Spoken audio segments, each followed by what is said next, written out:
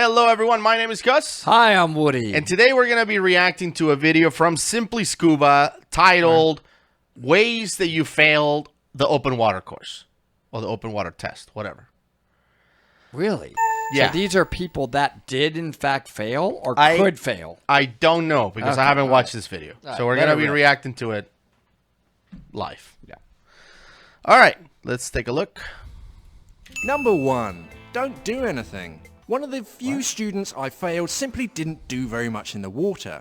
They could do all the skills and had great buoyancy, but they never really used their legs to swim around and relied on lines to pull themselves around. What? While there are obvious skills that you have to be proficient in performing underwater so your instructor is confident in your skills, the unwritten one is basic watermanship. And if you aren't comfortable or capable of moving freely in the water unaided, then your instructor will not sign you off. Number 2. So in other words, they could. I'm just trying to make sure I understand. They're good. They have good buoyancy. They did all the skills, which is a lot of skills, mass clearing, regulator moving, but they weren't willing to kick. They just refused. That's what he said. It doesn't make sense. And depended on lines to move, like in the open water in the ocean, they have lines? It sounds like all you had to do was go on the boat and say, hey, I just need to see you, swim around a little. And then you're welcome to, it's great to practice being motionless, frankly. Yeah. So I don't know why you would fail over that. I don't that one was kind of lame. That was weird. All right, number 2. Okay. Hit it. Here we go. 2. Screw up. Of course, if you want to fail, then you must really go out of your way to screw up. Small little things can add up, so calling them flippers and goggles, leaving your cylinders standing up, and generally answering questions wrong. The course is all about repetition, so you get plenty of chances to practice and get good. But if you continually screw up, we will fail you. That's not right. All right. Chris Richardson, who owns Deep Six, Yep. he calls them flippers. He's an instructor, trainer of all trainers. And he calls fins flippers. I think that's his title, for sure, for real. Instructor, trainer of all trainers. Because the thing is we're not elitists. Who cares? Who cares if you want to call them flippers or fins? Yeah. Like, irrelevant. We make such a big deal out of that kind of stuff. No, like it bothers me. Goggles or I call them masks? fins. What's the big deal? I call them fins, but I don't care how many times that student calls them flipper. I'm not going to fail someone because they call them flipper. You that makes called no it sense. Goggles? You're out of my class. Get out. Grab your fins. Do not call them flippers. Ever say the word goggles again Don't around. you dare. No. You fail, sir. I don't really think, honestly, there's no way in the world we would fail somebody over. Yeah, and I mean, and to be fair, he said doing all the things like leaving your tank standing up, which is a rule. Well, that's dangerous. That is dangerous. For sure. It's a safety thing. But even if you do that, I mean, unless you openly refuse, I refuse to put a tank down, I don't think you can get failed for that. Like forgetting to do little things like that, they're not gonna fail you. If you do the skills and all of that, they're not gonna be like, "Oh, you keep leaving the tank up." So ultimately, there are guidelines as to when did a student master the required skills. Right. Right. We have standards. Sure. And if they can do all those skills comfortably, but they continue to leave their tank standing up, like I flat out refuse, Gus. I'm not laying my tank down. So if you want to kick me out of your class, go ahead. If they did that in the pool area and there's kids and people around and it's a safety hazard, I could see, look, I can't let you stay in here because somebody's going to get hurt. You're going to hurt somebody. Yeah. A great way to screw up is to sign up for a BZAC course and turn up with paddy materials. What? That's funny. Number 3. So you signed up with an agency and you use another agency's materials? That's probably a problem. But that's funny. I don't think you can fail because if you pass a test, if they still pass you know that the standard actually in most of the agencies, you don't even have to really do their materials if you passed the written exam, right? With some are 75 or 80% or greater, right? And did all of the skills, you actually met the standard. Yeah, and you do the dives, of course. Of course, you got to do the dives, though. So that's funny, though. Listen, everything about your dive course is at the discretion of your instructor. And if they're not happy or confident in the entire dive and roster, then you are not completing the course. If you're making me worry that you aren't paying attention or understand the risks of your behavior, then you are on my blacklist. You can go off and do your own thing after you've completed the course.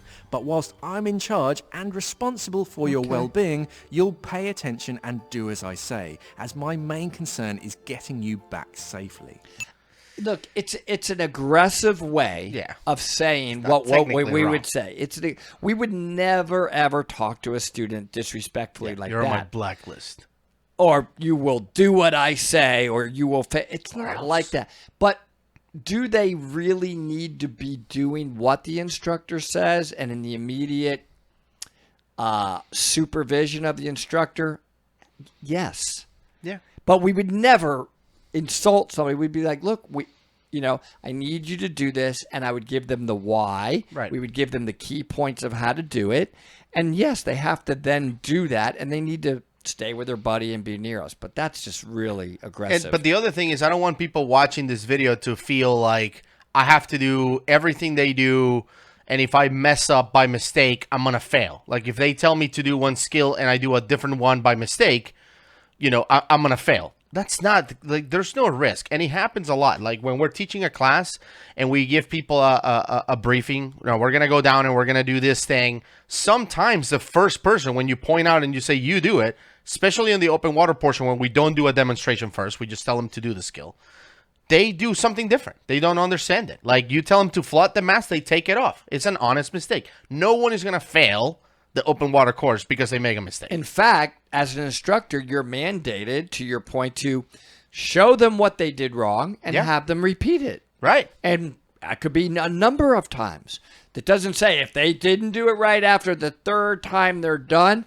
Have you ever read that anywhere in any materials? No. No, you try to encourage them. Yeah. And, okay, yeah. Agree. Number 4, don't pay your bills. Everything from your air costs money in this day and age. So if you don't pay your money, then we won't sign you off. Some dive centers will have lots of little hidden charges that spring out of nowhere. So do your research first. And there's probably a reason why that center seems so much cheaper than all of the others. Unfortunately, like all walks of life, if you don't pay your bills, you fail. Or end up on a TV show with bailiffs at your door. It probably won't ever get that bad though, but let's see in the comments below if it ever has. I mean, technically you won't fail, but they won't issue a certification. They won't process it if you don't pay. Right. They won't process the cert. Yeah. They can withhold that if you owe them money. And, it's just a really rough way that this guy is talking. Mm-hmm. I'm really worried for all of you out there that are thinking about getting scuba certified, watching this particular one that we're reacting to, that you think this is the norm of how the instructors are going to be. Like they're going to bully you like this, or they're going to be talking to you aggressively. I would never, ever talk to anybody the way this guy is talking. Yeah. For the record, though, I remember that Mark mentioned in this video, we just caught the intro to it, that they didn't really want to do a negative video where we talk about ways that you can fail, but they submitted it to a vote, and like the community voted, they wanted this. So they're not happy they're doing it, but because you won, they're doing it. So, but I get that that's part of how they're talking. Concept of how you could fail, but the guy is talking pretty darn aggressively. Yeah. Well, that's a bleak comment. Number 5, hide medical conditions, or hiding anything that may affect the dive. Be 100% open with your dive instructor about any worry or problem, so that they can fix or prevent a problem from occurring. A yes on your medical questionnaire isn't a fail, but if I catch you with an inhaler or something that I should have known about before the course, then you're not getting back in the water and you're going to see a dive doctor first. Dive instructors are awesome, but very few of us have MDs, so we can't diagnose things and deem if you're fit to dive. Very few conditions will prevent you from diving, as I've known divers with a whole range of physiological and psychological problems scuba dive just fine. Just don't hide anything from your instructor. Number 6. I think that's prudent. I do from going to DEMA, we had the sort of the dive attorney, if you will, talk a whole session just about medicals. And if you get knowledge that a student lied on the medical, you are under an obligation, or you could be held negligent, to prevent them from diving if you believe it's going to be unsafe to them. Yeah. How you get that knowledge, like, that's beyond this discussion. But if somehow you get that knowledge, what in his case he said the guy didn't put yes that he needs an inhaler, and you're watching him sucking on an inhaler right before the dive, I would be very I would not let them back in the water if they were my student. You're seriously responsible. And some of these, you don't have to be a doctor to know that you have to stop or that you're not fit to dive. Like if I'm about to get on a dive boat and I hear, a woman saying that she's pregnant, or if we found out yesterday that we're pregnant, I'll be like, okay, you're not going to dive, because we know the pregnant women shouldn't dive. Of course. So yeah, some of these are, it's hard to find out, but yeah, if you find out one big one like that, yeah, forget it. You can't as an instructor. Yeah. Showing up in your granddad's gear. Scuba diving's been around forever, and from the previous statement, can be a touch expensive at times. So why not wear hand-me-downs from your grandpa? I mean, he built them, so who's more trustworthy? My nan has mad knitting skills, so whilst your neoprene wetsuit is contributing to plastic pollution in the world, my cable-stitch wetsuit Janet Pryor, man. That's awesome. You can wear it at prey I dive, want that. and it always turns heads at the dive site, just before the ambulance rushes me off to A&E with hypothermia. Kit has advanced over the generations, so try to keep up with modern kit. It's safer and more effective. Number 7. So look, we have rules that if gear hasn't been properly serviced, like the regulator has to be serviced within a year, the BCD has to have been serviced within a year, you're diving with a tank that doesn't have a proper VIP, visual inspection, or hydros out of date, you can't let your students dive with gear that doesn't meet those requirements. It doesn't matter, though, what he said. I don't totally agree with is like, okay, the guy's got a regulator from 1980, but it's been serviced and it works perfectly. Yeah. That's not our call. We can't make him not dive with it just because it's older. Now, I will say that you saw that knitting. Look at what Janet Pryor made me, which awesome, I'm going to talk about. She mailed this to me with the most exquisite letter, which I'm going to, we're going to talk. I did talk about that on the live. Right. And just brought tears to my eyes. I mean, she mailed me this from Great Britain, from England. There's one thing I want to bring up, and I feel like this can be a whole different episode, so I don't want us to go off track too far. But Achim, which we've done. Achim, who we had before on the show, brought up this interesting point, and I think he has a good point, and is value of us discussing. He brought up the fact that he thinks it's an interesting phenomenon that within diving, even though the results are ultimately the same, which is potential death if something goes horribly wrong, for some reason, when people dive, they are way easy on, let me find the cheapest of everything to go diving, whereas you never see that on other activities that have the same potential outcome. Like you never see people, what is the cheapest possible parachute I can get? The cheapest possible altimeter. You don't see climbers being like, what's the cheapest possible rope or carabiner? I don't know anymore, climbing, gear names. But in other activities where a failure means death, no one is buying the cheapest hand-me-down from my grandpa type of gear. Everyone wants to have, what's the best parachute? What's the best rope? What's the best thing? But for some reason for diving, it's like, best computer under $15. Like, why are people doing that? If you know that if you're skydiving and something goes horribly wrong, you die. If you're diving at 130 feet or whatever, 40 meters, and something goes horribly wrong, you also die. Like the outcomes are potentially the same. How come in scuba people go out of their way to find the cheapest possible way to dive, but in other sports that's not the case? I don't know if people, when you say people, that sounds like most people do that. And I don't know if that's true. Is it? Is that really true? Leave a comment below. I feel like it's true. Okay, I feel I don't know. I would say often- it depends on. We get mixed in that typically coming through dive shops. Like you get some that are for sure in your class that are I want the best of everything. Others are like this is all I can afford. And really, the job of the instructor or the shop is to educate the person Point them in the right direction. on the gear that they should get based upon the kind of diving that they say they're going to do, and frankly, the budget. But you see comments, even you're not in this gonna channel. die because you got a less expensive dive computer. That's not going to kill you. That's going to maybe not allow that dive computer to grow with you to the next level. Mm-hmm. But that's not the same as like a cheap rope. That will snap. Well, this BCD, less expensive, isn't going to not inflate. Right. It may not have as nice of integrated weight pockets. Yeah, You see but what a I mean? BCD That's- from the late 80s or whatever. It's No, not, you know what I'm saying? yeah. But that's what I'm saying is people, for some reason in diving, love that. They go out of their way to dive with that $8 I Amazon don't wanna special flashlight. I don't. Dude, that is so common. I'm not in talking. diving. That's not right to say about divers. I think divers, for the most part, spend a lot of money, and you will every once in a while get the people that are looking for the cheapest way. I think they're more of the exception. Really? And Wow. I'm not. So I would. You're welcome to everybody to put your viewpoint out there, but Please, comment I below. don't. I think it's the other way around. Anyway, let's not go super off track. We just disagree on that one. If I agree with you, we'll both be wrong. That's the So first time let's- we've ever gone off track. 7. Not like your instructor. While I say that dive instructors are awesome, there are some lousy instructors out there. That's true. You know. Whoa. That's true. A lot of We them. have to say I that's have true. ex-students that since I retired, they're like, those guys but look we good, only though. want Look to do our rescue course with you. I'm like, yes, I'm an awesome instructor. If you want me to be your instructor, let us know in the comments below.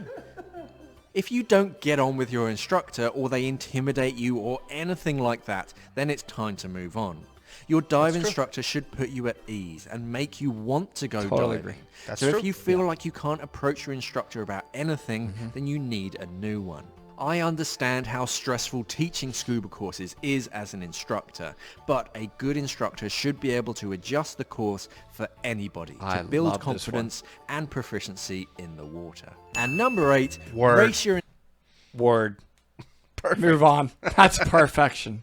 instructor to the surface. Oh, So no. far, you've done your best to fail by copying your answers, wearing your granddad's gear, and generally being the class clown. But you're still continuing the dive. But a sure way to fail is to race your instructor to the surface. Now you do have a choice. You can let them know the race is about to occur first, or just bolt to the surface yourself and let them figure it out. There is a secret third choice, where you grab your instructor's inflator and yours and just mash the buttons down. Oh, Instructors love it when you do this. It tests their reflexes. Obviously, he's Listen.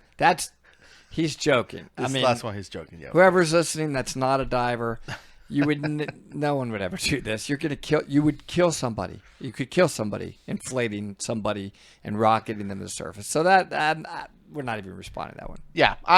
It was an interesting video, but again, I don't think there are a lot of ways in which you can fail your open water dive class. I mean, the people that I've seen not being able to finish have been mainly for personal reasons. Like they take the class and then they have either a medical issue with their ears or something like that. They cannot move on, or they realize the diving is not for them, so they don't want to finish, which happens a lot when you have people that are tag-alongs, right? Like my husband dives, so I have to dive, or my mom dives, so I have to dive. So a lot of those people will find a way to kind of not continue.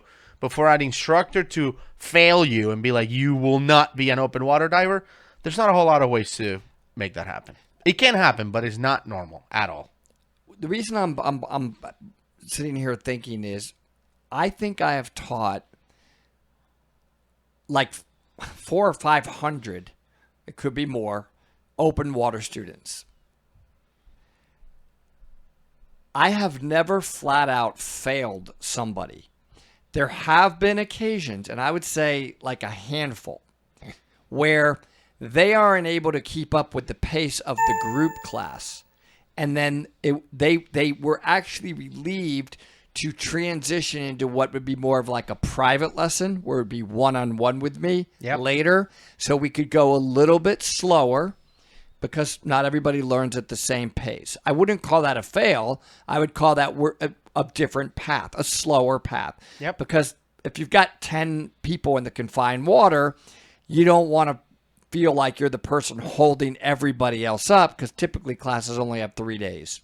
That has happened probably 500 plus students, maybe like 5 times, to put it in perspective. Absolutely. The open water class is a total blast. We actually recorded a video where we talked about things that you should do to prepare for the class and kind of what to expect through it. And I'm going to leave that video right here. You guys can enjoy that. Register for the class if you haven't done it. And come meet us in Cozumel next year. 2023, depending when you're watching this. July 8th through 15th in Cozumel. Open water divers welcome. How do they sign up? I'm so glad you remember. Link below on the description. Link below. Come dive with us in the most amazing diving, Cozumel. Please, we want to meet you.